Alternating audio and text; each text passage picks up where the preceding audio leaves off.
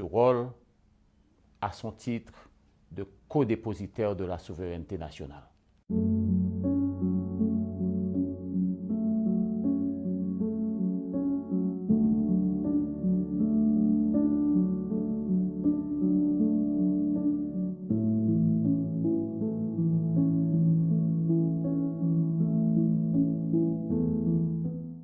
Chers compatriotes,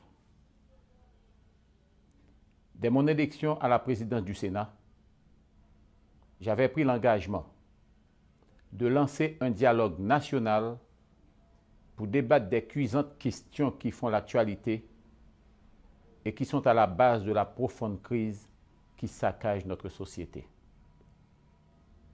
De fait, avec l'assentiment de tous les sénateurs, je me suis immédiatement impliqué dans un rapide tour d'horizon et j'ai mené de multiples consultations pour respecter cette promesse et permettre au Sénat de jouer ce rôle à son titre de codépositaire de la souveraineté nationale.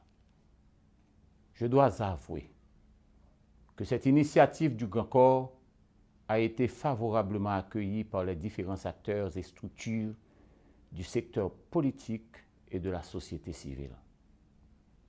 J'ai la pénible obligation de vous annoncer que j'ai décidé de reporter les assises qui devraient se tenir les 3 et 4 février en cours.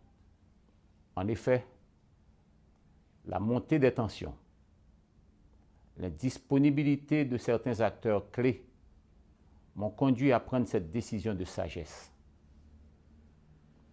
L'obligation de trouver une sortie de crise consensuelle m'a porté à reprogrammer le grand dialogue national initié par le Sénat de la République.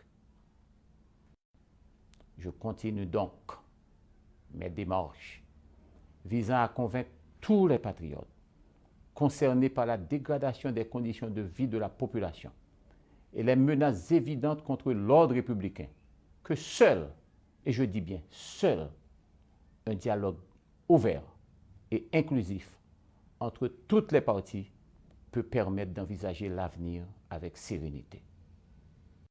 Je continuerai donc à travailler en ce sens.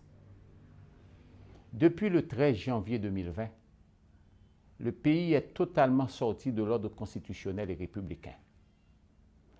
Parce que les élections n'ont pas été organisées pour renouveler le personnel politique, nos mairies sont occupées par des agents intérimaires. La Chambre des députés est vide et le Grand Corps est amputé de 2/3. En l'absence d'un conseil constitutionnel habilité à trancher toutes les questions relatives aux interprétations sur l'application de la loi mère, le débat contradictoire, quelles que soient nos convictions individuelles, doit permettre d'aboutir à une solution qui s'impose à tous. Je demeure persuadé que seule une solution recueillant le support de différentes parties en présence peut permettre la reconstruction des fondements de notre démocratie. Le chaos est à nos portes. Il est encore temps d'agir et de l'éviter. Que Dieu nous vienne en aide et préserve Haïti. Merci.